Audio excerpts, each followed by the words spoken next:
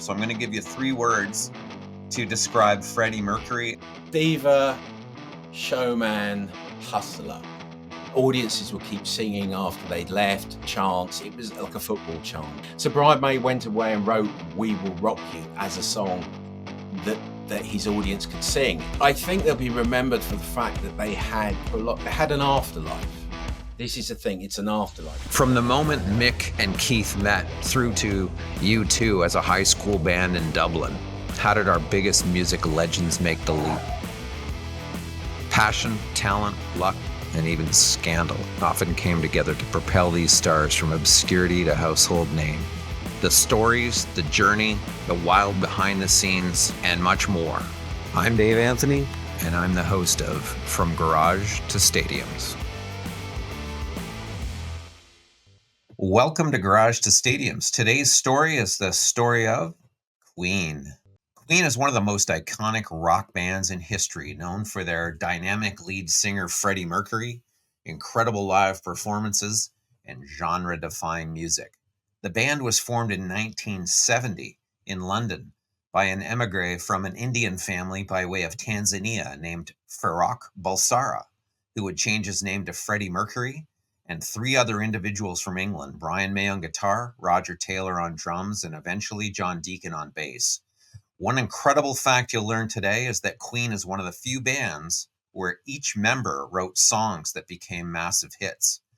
Unlike other bands who are popular in certain parts of the world, Queen has a global fan base with over 300 million albums sold. Their greatest hits album, released in 1981, is the best-selling record of all time in the UK. And if you can believe it, approximately 1 in 3 families in the UK own a copy. Queen's ability to adapt, innovate, and inspire has ensured their place as legends in music history. Their fusion of theatricality, musical diversity, and timeless anthems makes them one of rock's greatest bands. Here to discuss Queen today is our guest, Mark Blake. Mark has written about music for over 30 years. He's just recently released Dreams, The Many Lives of Fleetwood Mac, and was a guest on our Story of Fleetwood Mac episode, one of our most downloaded episodes. He's authored several books on today's band, Queen, and Mark is joining us from London in the UK. Hey, Mark, welcome back to Garage to Stadiums. Pleasure to be back again. Thank you. We want to start talking about this dynamic band and go a little bit back to understand the backstory of these folks. Sure. Can we start with Freddie Mercury? I know that that's quite a past that we need to understand to sort of get a sense for this man. Yeah, well, I mean, Freddie was born in Zanzibar off the coast of Africa. Was educated at a boarding school in India, so he was sent away by his parents for many years. So he effectively grew up in India and then eventually came back to Zanzibar. There was a revolution and him and his family literally fled the country on a plane with a few suitcases, everything they could carry, and ended up living in West London, not actually very far from Heathrow Airport. So, you know, he's the perfect example of a kind of an immigrant escaping a political situation and washes up in England in like 1964, the era of the Beatles. So there's a lot of interesting things happening. What was his original name? Farrokh Bulsara. Amazing story. Brian May, where did he grow up? He grew up about 10 minutes from where Freddie Mercury ended up in West London. Very academic. Went to a grammar school boy, as they were called in the 60s in the UK. Brilliant at mathematics and science, and kind of took the same approach to when he started playing the guitar. The famous thing, which we always have to mention, is that he built his first guitar with his dad out of an old fireplace and bits of a bicycle and other sort of junk that they had lying around the house, which I think that's an important thing, because I think Brian has always approached playing guitar as a science. He's always had that kind of forensic attention to detail. Mm-hmm. And he had a degree that probably is of interest to the audience. He did. He had a degree. I believe it was in astrophysics. You see, I wrote the book so long ago, I've forgotten already now. So he was, but was it astronomy or was it astronomy? Yeah, it was astronomy. He definitely did, because he went to Tenerife where there was a famous observatory, and did some work there while he was a student. I think if Brian May hadn't been a rock guitarist, he would definitely become an academic. You can really see that in him, I think, as well. Yeah, brilliant man. The next person we'll talk about, I guess, is Roger Taylor, the drummer. Yeah, well, Roger grew up in Cornwall, which is sort of near the south coast in the UK. Then he moved up to London, and it was pure luck. A friend of his was at Imperial College, which is where Brian May was studying. Brian was looking for a drummer. He tipped his friend off, tipped Roger Taylor off about it. So Roger brought a set of bongos, I believe, into his first meeting and talked his way into being in the band. Of course, Roger, a great singer as well, it has to be said. His voice is very important on those early Queen albums. And let's not forget, he looked like a rock star. He really looked like a rock star right at the beginning. Yeah, he had the blonde flowing mane. He had the blonde locks. He had it all going on, even when he was at college. So, yeah, I think that played an important part as well, of course. And he was an intelligent man too. Did he not study dentistry? Yeah, studying to be a dentist. He kind of gave it up, and then didn't, and sort of then I think went into biology. But I think the finding I find fascinating. I did once say to him, "How would you be as a dentist? Could you open a mouth and extract a tooth?" And he was very cagey on the subject. I wouldn't have trusted him with the drill or the pliers, so I'm not sure what stage he got to. Surely this is the first band with an astrophysicist and a dentist leading the way. That's amazing. Absolutely. And of course, Freddie Mercury was an art student. You know, that was Freddie's forte. Right. John Deacon. What about him? Where did he grow up? He was a late member to the band. The mysterious John Deacon grew up in Leicester, which is in the Midlands, kind of in between London and the north. Electronics and engineering, I think, was his thing. And again, he was a friend of a friend. I think it was through Brian May's girlfriend and sort of various acquaintances, he ended up auditioning. They did have a couple of bass players before him. They never recorded with any of them. One of them lasted for 2 gigs before they fired him for showing off too much on stage. So I think John Deacon's quiet demeanor, you know, he's a bit more like John Entwistle was in The Who or Bill Wyman in the Stones. I think that was an asset, considered an asset at the time. And very good. He's an engineer, very good at fixing the equipment when it broke. You know? Yeah, he was an engineering type too. This is an incredible math-oriented, science-oriented band. It is. It's only really Freddie, who's from the art world and was sort of, you know, who was sort of the interloper, wasn't he? Really, in this band of scientists. Yeah. How did they all meet and come together? It's kind of an interesting story. Was there 2 bands and they merged? And could you just tell us a little bit about that? Well, there were a band called Smile. Brian May and Roger Taylor had a group called Smile with another guy who was a singing bass player called Tim Staffel. And they did, I mean, they were trios. So a bit like the Hendrix Experience or Cream. That stuff was very big in the late 60s. I mean, they supported Pink Floyd. They supported Hendrix, but they never really got a break. I think they made a couple of demos and a small single, but it never took off. But Freddie Mercury was their friend from art school. He was a friend of Tim Staffel's, and he hung around them all the time. And he wasn't shy about giving them advice. You know, you should do this, you should do that.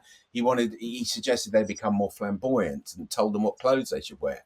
And when Tim Staffel went, "Look, I've had enough of this. We're not going anywhere. I'm leaving," he kind of maneuvered his way in there. You know, that was, you know, and they found John Deacon. And so you had all the 4 parts together, and that's what became Queen. It's an incredible story. Here's Freddie Mercury, not really a singer, I guess, in those days, pretending to be a musician, I guess. Pretending to be. He had sung in a couple of groups. He had a group. There was a bunch of guys that came down from Liverpool that were going to try out in London. And in the summer holidays, they were all college guys, students. And he talked his way into them. I mean, his singing was not great. I mean, there's a great description that Roger Taylor talks about Freddie Mercury. He stopped saying it now, I think, but he did say it a lot a few years ago. He said he sounded like a powerful bleating sheep. You know, he hadn't, and the point is he had power in his voice, but he hadn't learned to train it yet. And people don't come out of the blocks fully formed. He's not Freddie Mercury yet. He's still Farouk Bulsara. He's calling himself Freddie Bulsara. but he is almost like a triumph of will over anything. He wanted to be a rock star. He wanted to be a singer. He wanted it more than anything else.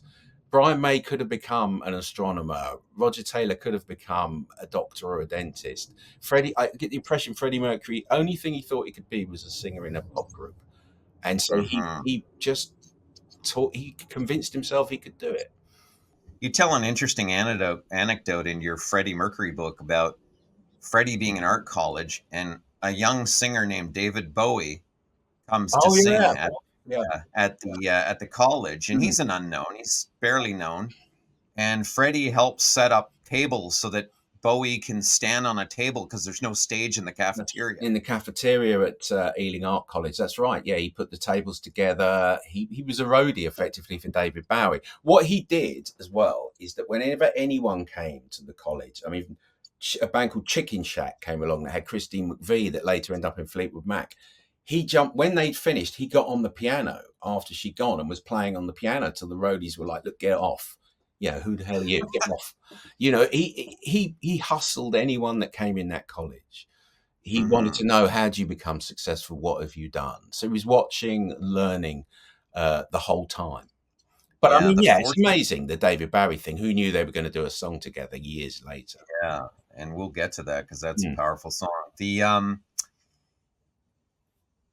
The first concerts they played as sort of the foursome with Deacon, etc. Like they really, I mean, it took a while to build an audience. Did they not sort of play the pub circuits or bars, or how did they play small venues? They did some small venues. They played at the Imperial College a lot. But what really happened is they got signed up to a sort of management stroke publishing company that took them on board, but took everything on board. They said, look, we'll pay for your equipment, but you have to sort of do what we say. You have to sign your song publishing over to us. We'll also sort out your management. It's the sort of deal that really wasn't very healthy business wise, but because there was a part of that, they then got kind of trapped into that arrangement. I mean, you were getting to the point when they made the first album. So for a long time, they were off the road making this first album. That took a long time to come out. So I think they felt they lost a lot of ground. But they did do the thing going up and down the country in vans playing, in a van playing some pretty poor gigs, 3 people, a barman and a dog, that kind of stuff they did go through that. They did go through that process. Who do you think was their early influences to their sound? Because we're going to get here. I guess we've got albums Queen 1 and Queen 2, Keep Yourself Alive, these kind of tunes on there. What was the early influences, do you think, on their sound? I think Led Zeppelin was a very big part of it. I mean, they went to see Led Zeppelin. I mean, there's a letter Freddie Mercury wrote about seeing Led Zeppelin at the Lyceum in London, 1969, I think, and just absolutely raving about it. Definitely Zeppelin, definitely the band Yes, who had those sort of high-pitched vocals and those harmonies. John Deacon was a very big fan of Yes. Roger Taylor told me apparently he said he was appalled by John Deacon's fascination with a Yes album called Tales from Topographic Oceans, which if you ever heard it, it's 4 sides of vinyl, 4 songs on 4 sides. Yeah, And it long, winding songs. sounds exactly like you'd imagine it. And I remember Roger Taylor saying, I was just appalled by Deaky loving Yes so much. But you can hear that in that early Yes, in that early Queen music. It's a mix of that stuff, and obviously the Beatles as well. The Beatles, the Who, everything that was around at that time. Right. There was an interesting anecdote, I think, in your book that said that Roger Taylor was asked to join Genesis. I don't know if he did. I sort of asked him about that once, and he fudged it a little bit. I know they supported Genesis before Phil Collins had joined, and there was some noise. There was some chat about we're looking for another drummer. I'm not sure if he was ever sort of formally approached. Yeah. The next phase we're going to enter into is kind of the Night at the Opera and Day at the Races. This kind of breaks them a little bit, does it not? Yeah, those were the big breakthrough albums, and by this time they'd extricated themselves from this management deal that I was talking about before. I mean, that business side of it is actually very important to the story, because they were incredibly frustrated and restless and ambitious and desperate to become successful, and they felt they were being held back. So, they got themselves out of that deal, got a new manager, and made a night at the opera. And there's a song in it called "Death on Two Legs," which is about their I old, was going to mention that. about Death on their Two old Legs is manager. one of the Yeah, most castigating songs you could it is, ever and hear. it's a big part that it sums up that sort of mindset that they were in, especially Freddie Mercury at that time. They were watching people like David Bowie and Roxy Music getting bigger and bigger and bigger, and they wanted a piece of that. And I think felt they were held back. So a night at the opera is them sort of exploding in every sense of the word, I think, musically and personality wise. Right. And there is what songs do you think we should play off those? Like, I mean, you got you've got You're My Best Friend, Love of My Life. Of course, the big hit is Bohemian Rhapsody. Now, was this a hit when it first came out? Yes, it was in the UK. It's probably my earliest memory of Queen would have been seeing that on TV, the video, and hearing it on the radio. So that's not a song I really care to hear now. It's a bit like Stairway. It's like Stairway to Heaven. I've heard it so many times. It's sort of it's in my brain. Do I need to hear it again? I don't know. Play Death on Two Legs. Yeah. We're going to do that. Yeah, for sure. Like you know, what's interesting is the fact that they were making a video, that was pretty pioneering for the day, was it not? Yes, it was. Yes, it was, very much so. And that video at the time was, it looks quite primitive now, but it's very, very effective at the time. You see these four faces and the trails coming off it. It looked good. Our TV sets, you got to remember, in England in 1975, there's 3 TV channels. Our TV sets are probably the size of my laptop now. Yeah, right. These are primitive days. You had to make an impact. That made an impact. People were talking about it at school the next day. So that was, that's important. The Tie Your Mother Down, Somebody to Love on Day at the Races, 2 heavy hitting tunes. What's interesting about this band is you never know what's coming next on an album. You've got heavy duty, ass kicking, heavy rock, and then the next song will be a ballad with Freddie on a piano, and then you'll get an operatic, many voices melding together. It's just an incredible innovation, I guess you'd say, with respect to the sounds these guys range they have. Well, I think it's also because you had 4 songwriters in the band, which is good point. Quite unusual. So you've got 4 people fighting to get their songs on the record. It was generally accepted that Freddie Mercury was the main writer, but Brian May was very much, I think, second writer. Then you've got John Deacon and Roger Taylor fighting to get tracks on there. Don't forget, Roger Taylor had the B-side of Bohemian Rhapsody, I'm in Love with My Car, which of course changed everything because he made as much money from the single as Freddie Mercury did from the A-side. Oh, so by the time you get to A Day at the Races, you've got a situation where your lead singer and your drummer are significantly wealthier than the other 2 members of the band. Yeah. And, that caused a little bit of a rift. I think it was accepted with Freddie Mercury, but when you've got Roger Taylor zooming up to the studio in a new Ferrari and, buying a massive townhouse, and and Brian May and John Deacon are still living relatively modestly, I think that probably ruffled a few feathers, perhaps. It's interesting. I feel like we've done a full circle in music. We went from the single of the 60s and into the 70s. Then we went to the albums. And then we've returned back now with modern music. It's almost like the single is out because nobody knows the albums anymore. Yeah, I think it has gone that way. You're right. It's about songs now, isn't it? Rather than a whole body of work. It's interesting with Queen because they had hit singles, but those albums were finessed.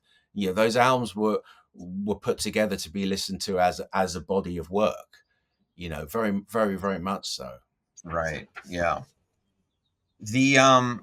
The next album, I think, was News of the World. Full Disclosure was the first album I bought. And, of course, it had the song that's probably played as much as Happy Birthday. It's got We Will Rock You and We Are the Champions. Every high school, every college, everybody who's ever won anything, that's been played the next day, has it not? Yeah, it has been. And I think that was almost the idea behind how they wrote. Brian May wrote We Will Rock You. Freddie Mercury did We Are the Champions. But this was a reaction. It was a reaction to the kind of the reaction they were getting from audiences when they were playing arenas. They were into the big arenas by this point here. Audiences would keep singing after they'd left, chants. It was like a football chant, or soccer, as you would say. So Brian May went away and wrote "We Will Rock You" as a song that his audience could sing. It's kind of quite meta in a way. They're very reactive to their audience in a way that, I don't necessarily think the Rolling Stones or the Who were. They sat down and went, we're going to write, let's have 2 anthems on this album, and of course, not just one, we'll have 2 completely different songs, but both worked perfectly. And you think the English heritage of the band and of obviously the football, soccer that you mentioned, I mean, that does sound like one of those stadium kind of chanting things that the fans do at the soccer matches. Yeah, it would. It was very, very much like that. Yeah. Because just a note to the audience, "We Will Rock You" was written by Brian May, and "We Are the Champions" was written by Freddie Mercury, and the two were fused together as one release. We're getting into the sort of the late 70s, early 80s, and of course the evolution of music is changing a little bit.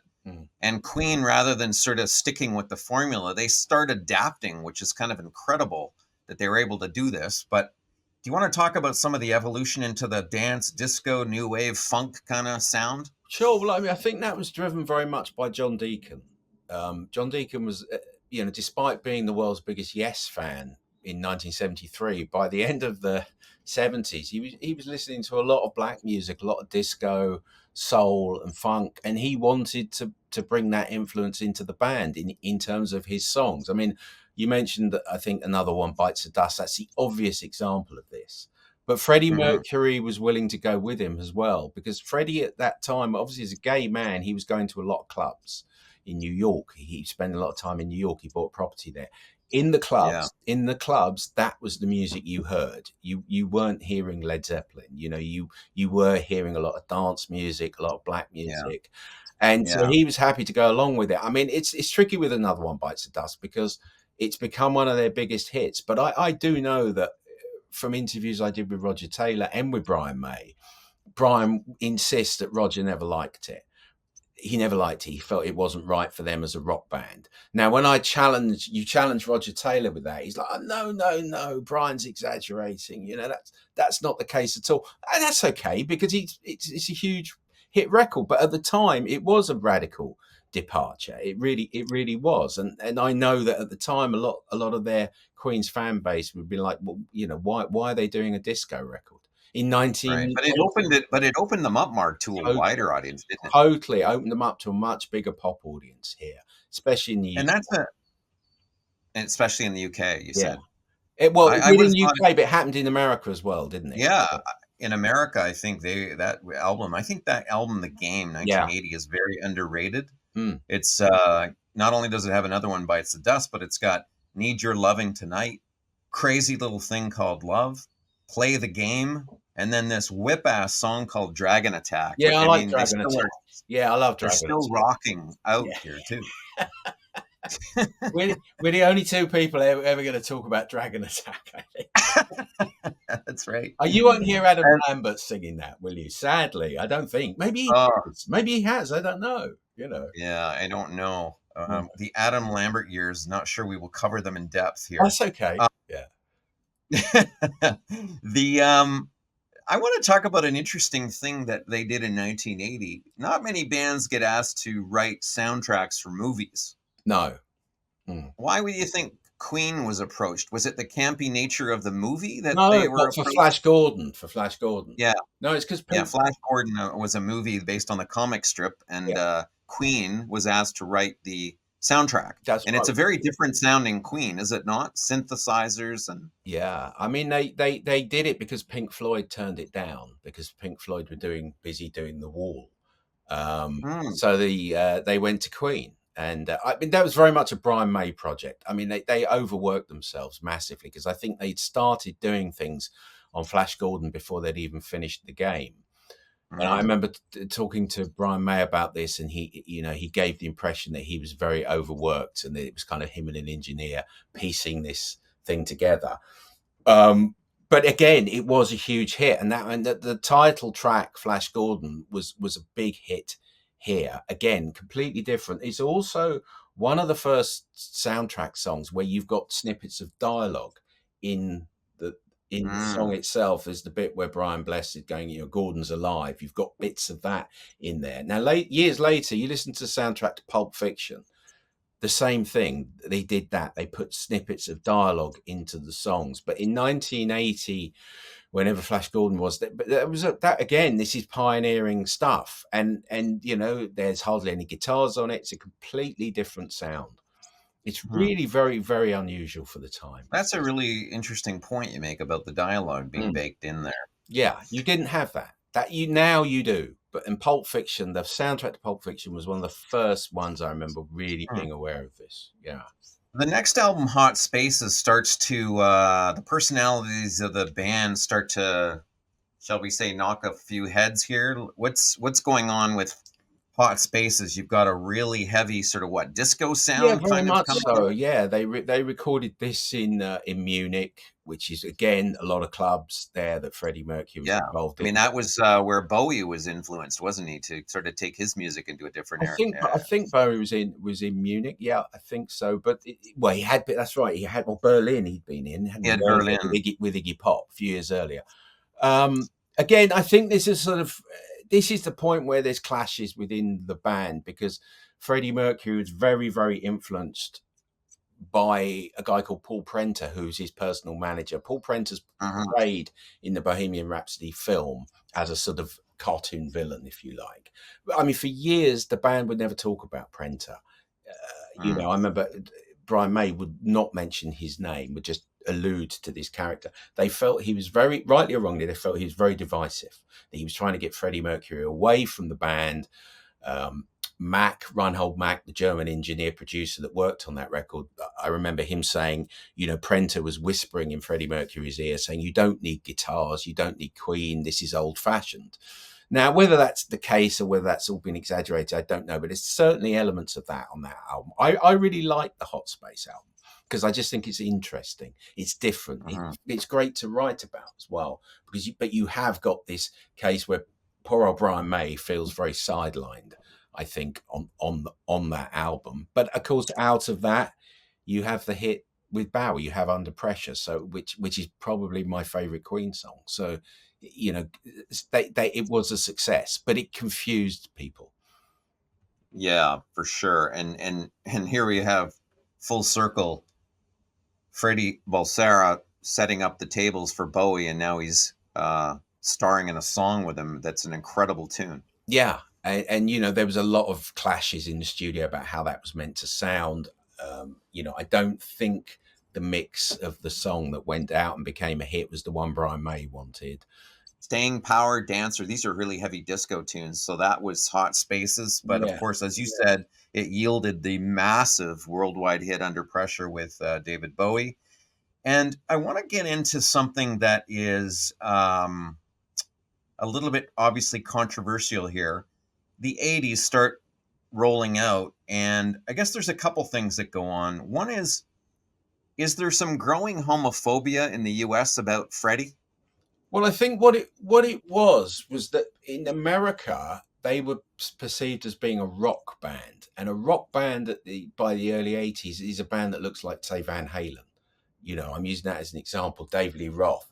Not that there's any, that's the campest thing ever. And I love that early Van Halen, but people have a different perception. So Freddie Mercury's short hair, very short hair and a moustache, that was what was called the clone look. That was the look that was popular in the gay clubs at that time. So he's effectively hiding in plain sight. But American audiences, your radio formats and how things work, it's very regimented. Rock, seen as rock. Suddenly you've got this band and the lead singer's got short hair and a moustache and they're doing disco records. So it's harder to fit into the formula. I think in the UK we were a little easier with it, but I know again from interviewing the band that it started to become very hard for them in America, particularly on that tour, 1982, the Hot Space tour. Their support act was a guy called Billy Squire. Now, Billy had hits. He never had hits in the UK. Billy never had hits in the UK. I know who he is and I've heard his music. But on that tour, he was going over better than Queen because he was having the bigger hits.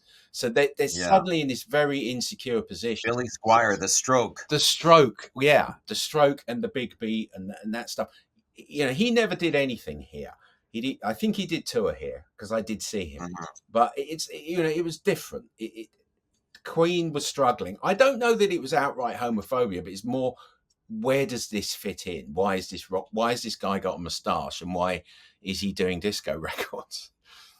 Right. And I guess it solidifies when they release The Works. They've got, I mean, some good tunes though. Radio Gaga, Hammer to Fall, which is a heavy tune. Like, yeah, I love that tune. That's a great old rock song, isn't it? But one of the other cuts is I Want to Break Free, which produces a video of controversy or controversy, as you folks would say. That's right. I mean, MTV wouldn't play that video. In the UK, I mean, the video itself is great. And here in the UK, everybody absolutely loved it because it's spoofing a TV soap opera here called Coronation Street, which has been on air since before I was born. And it's totally in the national consciousness. Everybody knows what that is. And in the UK, you've had a great tradition in comedies going back years of guys dressing as women for comic effect. The idea of that scene with Freddie Mercury dressed as a woman, but he's still got the moustache, pushing a vacuum cleaner around the house. You know, that was just a golden comedy moment in the UK. But in America, it did not go over well. They showed that, they took that video into MTV, and MTV went, no, we are not playing this. And, you know, all the points of reference are too British. It's too British for American audiences. I don't know that it's necessarily about the dressing as women, but maybe I'm sure that didn't help.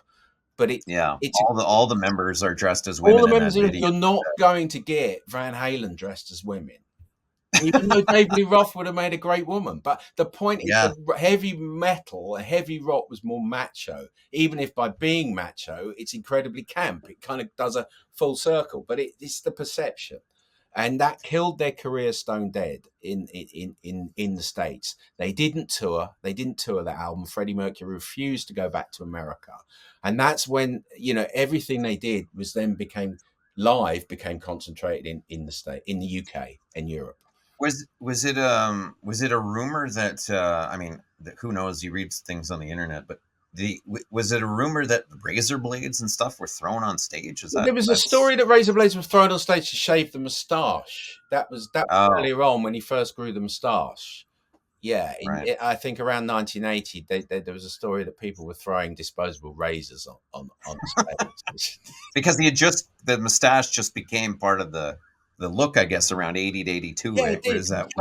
The moustache was a huge thing, but you know, again, this was Freddie expressing his kind of sexuality, and again, hiding in plain sight. I just think it's funny, you know. It's we had Peter Ames Carlin on, and he wrote a book on REM, and he talked about the very clunky transition from the 70s to the 80s that spawned REM. And he said, you know, he felt a lot of the disco new wave backlash was homophobia in the end. It was like, you know, disco sucks and all this kind of stuff was really, there was a lot of kind of, you know, male machoism against that. Yeah, I think there was. And also probably a little bit of racism as well, wasn't there? When you had the whole racism he mentioned as well. Yeah, the Disco Sucks campaign where, you know, there was that particular radio DJ who encouraged people to go to a sports stadium and burn Village People records. Or a lot of it was basically just R&B and black, you know, records. It was it's a crazy campaign. It really is. I mean, I remember seeing, I'm because I'm so ancient, I remember seeing Disco Sucks badges on sale here in the UK. And you I remember that too. So it's, And I mean, that extended even into the 80s with, you know, we don't play any rap on this station. Yeah, that's it, because it's very formatted, wasn't it? The radio was very formatted, you know. Tell me about this South Africa 1984. What were these guys thinking? Well, money is what they were thinking, Dave. They got offered a massive amount of money to go and play in Sun City, which they'd been sort of conned into believing was, you know, was this sort of oasis within South Africa where apartheid didn't apply. And of course, it wasn't the case. As much as anything, it was a kind of financial apartheid. Everybody working there, emptying the dustbins, taking the trash out, serving the drinks, was black. And the only people that had any kind of money to be able to afford tickets for the shows were white. So it was, they went against a musicians union boycott, as it must be said, did others, including Rod Stewart, Aretha Franklin, and Stevie Wonder, all played Sun City a very small. But Queen definitely caught they really caught the ire of the musicians union, and in hindsight, it was a massive mistake. Brian May, to his credit, went out and really tried to defend why he'd done it, and said they'd gone out to townships, they'd given money to various good causes out there. But the point is, it was a misstep, and they paid the price for it. What's interesting is that, of course, Freddie Mercury, the only non-white member of Queen, he never left the hotel complex the entire time he was there, and he had to cancel several shows because his voice had gone. So he never commented on any of this. It was left to sort of Roger Taylor and Brian May to sort of desperately try and defend the decision to play, but they got offered a huge amount of money to do it. If that was the low point, then perhaps Live Aid 1985. Now, let me give a little context for Live Aid to the younger fans. This was organized in 1985 by Bob Geldof, or Sir Bob Geldof, as he's known now, and Midge Ure of Ultravox. They were planning to raise funds for a massive famine issue that was in Ethiopia at the time. And the performers who performed that day to a global audience included Bob Dylan, Led Zeppelin, The Cars, David Bowie, Diana Ross, Elton John, Paul McCartney, The Police, U2, The Who, and the folks we're talking about today, Queen. Mark, you and I saw that concert, and I saw it live when it happened. And like many others, rock critics, other musicians, we think that may have been the best live performance of all time, that one day that Queen played. I think that. What did you? Yeah, I mean, I do remember watching it. I watched it on a TV in a pub, and then I moved to a friend's apartment. I was watching it there. I can't remember where I was in the pub when I saw Queen. It was fantastic. They did a magnificent show because they were bringing a little bit of old school showbiz to the proceedings. They did a medley of songs. Most people, if people forget this, some people came on, they played the new single. That's great if the single was a hit. But in Queen's case, I think they crammed about half a dozen songs into 17 minutes. They rehearsed it to the nth degree. They timed, they knew they had 17 minutes. And if it went over 17 minutes, the power would get pulled. So they timed it. They rehearsed at a little theatre in London, and they timed it. And you could tell that when they went out on stage. So you sort of got the absolute essence of Queen and Freddie Mercury. He's showboating on stage. From the minute he walks on stage, he's working the audience. It's an absolute masterclass. It's very funny as well, because if you look at some of the other bands on there, they take themselves so seriously. They really do. And the one thing I have to say in defense of Freddie Mercury, he didn't take himself seriously. At one point, he runs out of moves, and he just bends over and presents his ass to the audience. You go and look at it; it's true. He just bends over. It's like I've done every choreographed move in the locker. In the lead singer's guidebook, yeah. Here's my ass. That's literally, that's it, and it's magnificent. And everybody was talking about it, and their records went back into the chart. And of course, it's a renaissance for them. Everyone suddenly forgets about South Africa. Yeah, right. Because then they ended up playing Wembley a couple times after that. That's right. And massive shows. I saw those shows. I saw the show at Wembley, the one that's in the film. I was in the audience for that. Yeah. Is that the one where he comes out with the crown? That's the one. You can see me in the audience. I'm the one with a lot of hair. Yeah. Yes, one of 75,000 people there. Yeah, I think we saw you. Yeah, of course. What was I going to say about that was, nobody works an audience like Freddie Mercury. He's got to be up there with the best. Yeah, I think so. And there's no one else quite like him, because of course it's not, you've got Roger Daltrey and Robert Plant, who, like you said earlier, these kind of macho kind of frontmen. They're very masculine kind of frontmen. There's sort of elements of kind of total showbiz diva with Freddie Mercury, like you said, Yeah. coming out with the ermine on and the crown. It's very camp. Yeah. It's very camp. It's music hall vaudeville, as you would say in America. There's a lot of elements of that. It's very self-deprecating a lot of the time as well.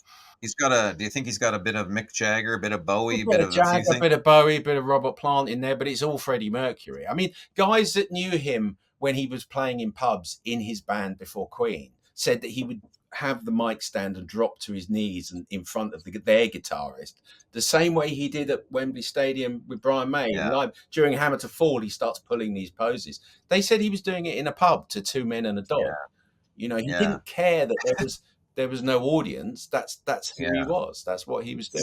Something you can share at a cocktail party is the reason he played that air guitar on that mic stand is the mic stand broke in one of his early It performances. did. That's right. It Apparently, became his trademark. became the thing. So they say. Yeah. So let's get into. I guess we're nearing the end here because we're going to get into Mark. Freddie is obviously diagnosed with AIDS, and they release an album in 1989. Of course, he keeps it secret; the public doesn't know. But Miracle comes out. It's got a really good tune on it. I Want It All, and they keep it secret. And of course, his health declines. What do you think? Sort of this does the band just kind of goes quiet for a while? Well, Does it not? I think that decision to keep quiet about his health was done very much. He was a very private person anyway, and he never ever spoke out about gay issues or anything like that. He never spoke about his race. He never spoke about his sexuality. Everything was private. I think he did it because there was such a huge stigma around HIV and AIDS at that time.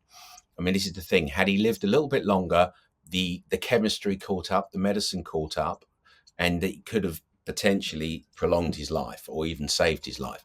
But at that time, there was this huge stigma. He didn't want the members of the band or their families to be stigmatized because of this. This was the excuse he was given. Now, obviously, it's tricky because in the film of Bohemian Rhapsody, he's diagnosed with AIDS before he plays Live Aid. And this is this sort of triumphant thing. That wasn't the case at all. And that's the area where the fiction, I think, sometimes you worry it takes over from the fact. The fact is, he didn't tell anyone. He may have known he was HIV positive at Live Aid. I don't know.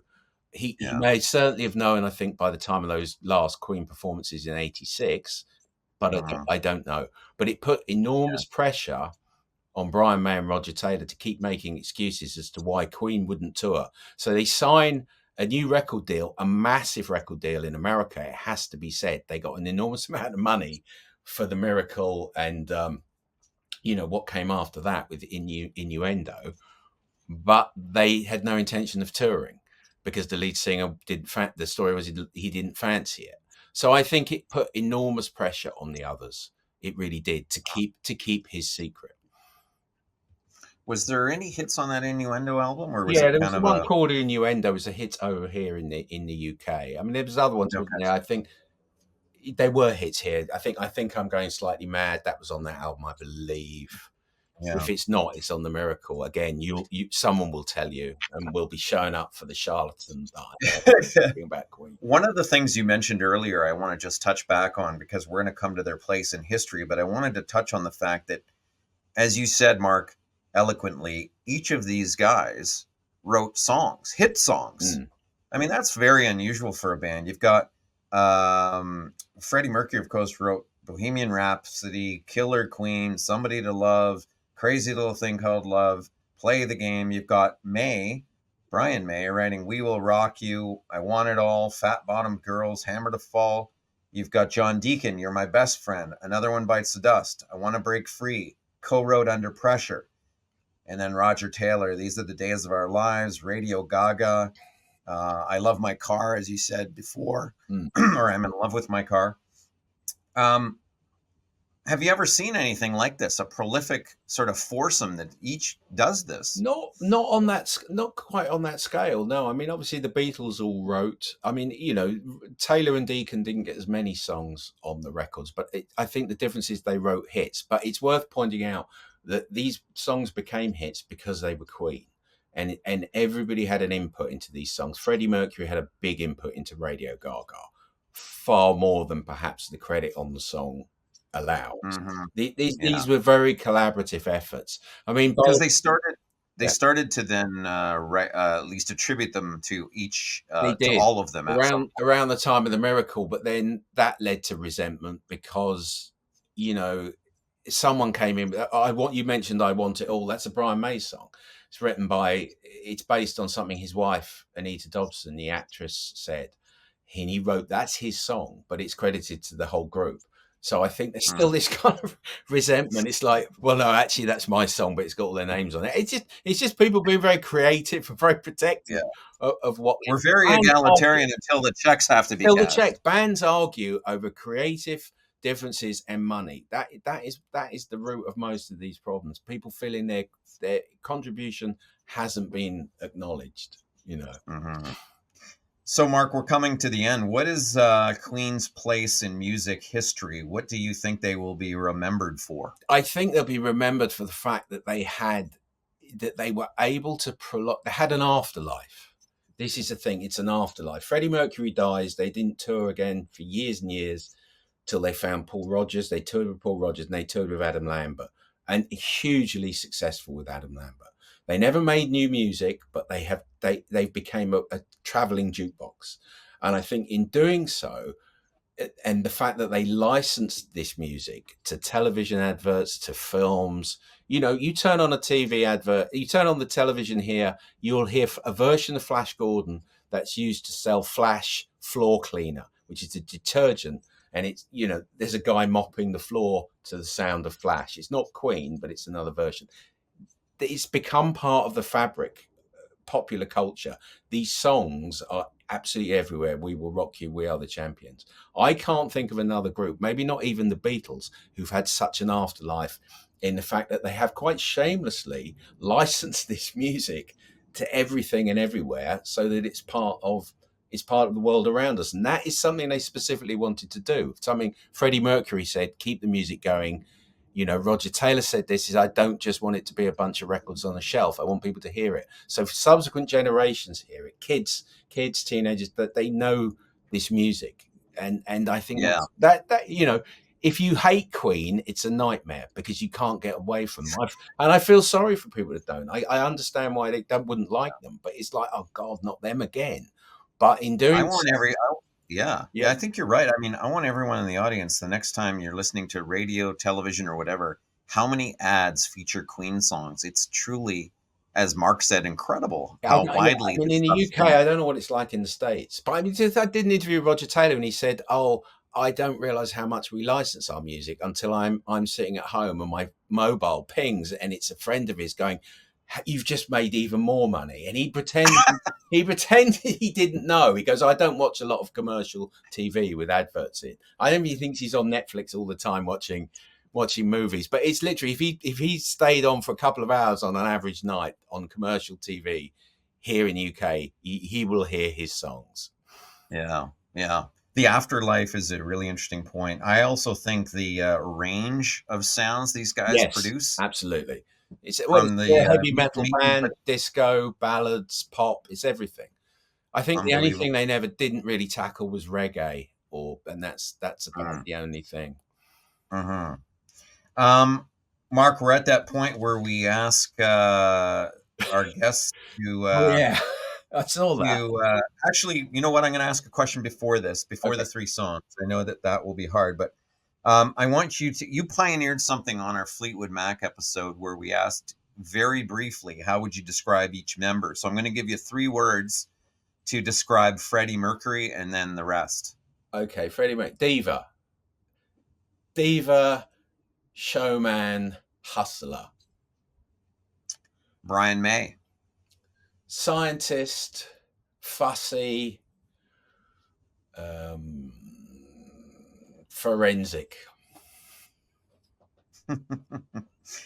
Roger Taylor, the drummer. Blonde, glamorous, divorcee. He's been for a few marriages. Is that recent? No, in the past. Okay. John Deacon. Quiet, talented, because I think he's more talented than people let on. clever, because he doesn't do anything and he just gets all the money and he doesn't have to work for it.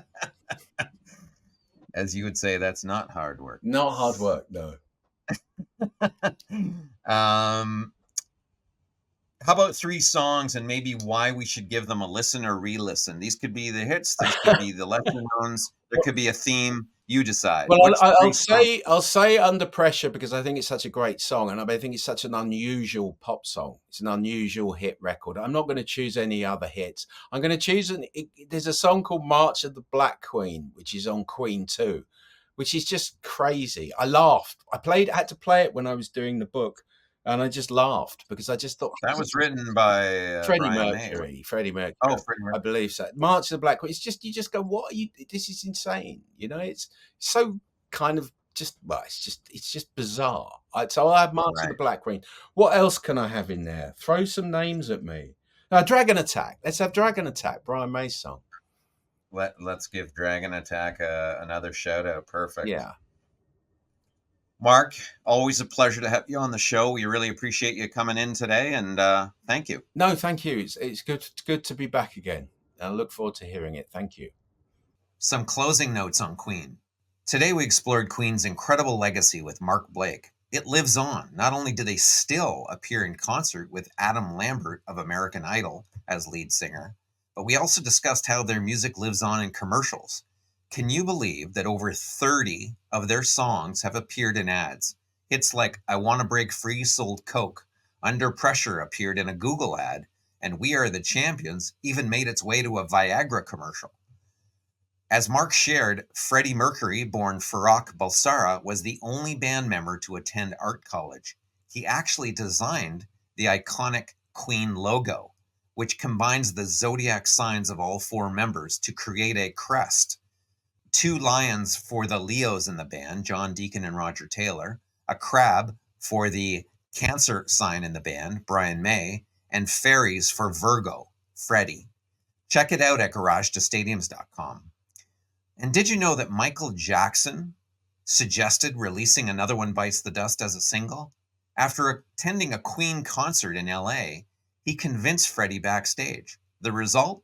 A smash hit that won Favorite Pop Rock Single at the 1981 American Music Awards. Bohemian Rhapsody was first written in 1975 but got a second life in 1992 thanks to the movie Wayne's World starring Mike Myers. Who could forget the hilarious car scene with Wayne and his friends singing their hearts out? As Mark Blake also shared, Brian May built his own guitar as a teenager with his father Harold, an engineer. The duo used oak for the body, a 200-year-old piece of mahogany fireplace mantle for the neck, and even mother-of-pearl buttons from his mom's sewing box for the fret markers on the guitar neck. They spent an incredible 1.5 years crafting it. The guitar is known as the Red Special, named for its stain chosen for the oak. It even features valve springs from a 1928 motorcycle to help with the string tension. Amazingly, May still plays it to this day. Some quirky Queen song facts. Freddie wrote Crazy Little Thing Called Love in the bathtub, and both the bath and the song took about 20 minutes to complete. It was also a tribute to one of his heroes, Elvis, with Freddie imitating Elvis in the song. And their collaboration with David Bowie on Under Pressure? Totally unplanned. Bowie happened to stop by the studio that day. Roger Taylor, as we discussed, trained as a dentist, and we couldn't help but wonder if he ever gave Freddie advice about his famous overbite, caused by 4 extra teeth. Freddie was always sensitive about the appearance of his teeth, but feared fixing the overbite might harm his voice. Queen's albums often had clever inspirations. A Night at the Opera and A Day at the Races were nods to Marx Brothers films, while News of the World borrowed its name from a British tabloid owned by Rupert Murdoch. The tabloid often featured tawdry, gossipy details of sex scandals of famous people, earning it the unflattering nickname Screws of the World. Could the giant robot crushing people on Queen's News of the World album cover symbolize how tabloids like the News of the World harmed lives with rumors? That album, incidentally, features what are probably Queen's most widely known hits, We Will Rock You and We Are the Champions. Freddie's untimely passing at 45 in 1991 from AIDS-related pneumonia shook the world. He had only announced that he had AIDS the day before.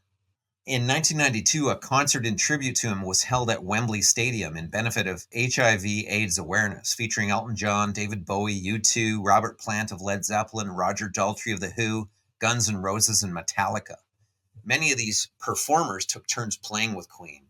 Check out the video of Robert Plant fronting Queen, and one can clearly see the connection that Mark Blake discussed today between Queen and Zeppelin's sound. Plant also performs Crazy Little Thing Called Love with the band, which reinforces the band's versatility discussed today.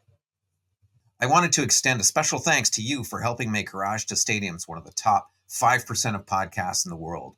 We'd love for you to follow our shows so you can be alerted when our next episode drops. We are launching a new feature on Instagram with amazing rock and roll history facts released on a regular schedule, so follow us on Instagram as soon as you can. As always, we have amazing bonus coverage at garagetostadiums.com of all our performers in action. At the site, we've made it easy for you to download a killer playlist for Queen and for every performer we have featured. Find the link to the Apple and Spotify playlists in our bonus coverage section. We hope you enjoyed our show today. Special thanks to our guest, Mark Blake, author of Magnifico, The A to Z of Queen, and Is This the Real Life? The Untold Story of Queen. And also, thanks to our great producers, Amina Faubert and Connor Sampson, and our program director, Scott Campbell. You've been listening to Garage to Stadiums, another Blast Furnace Labs production. I'm Dave Anthony. See you next time for another Garage to Stadium story.